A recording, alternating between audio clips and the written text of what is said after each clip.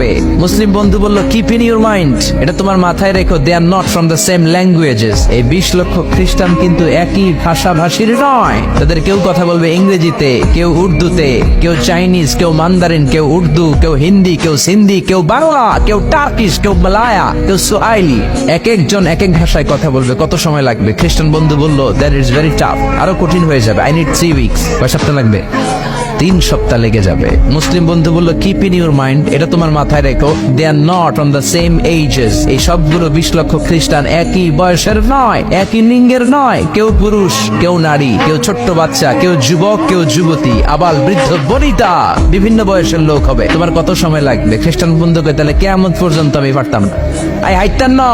ভাষা ভিন্ন, দেশ ভিন্ন, কালচার ভিন্ন, বয়স ভিন্ন। আমি বলবো সবাই দাঁড়ান, সবাই যাবে বসে। আমি বলবো বসেন, সবাই যাবে দাঁড়িয়ে। আমি পারবো না।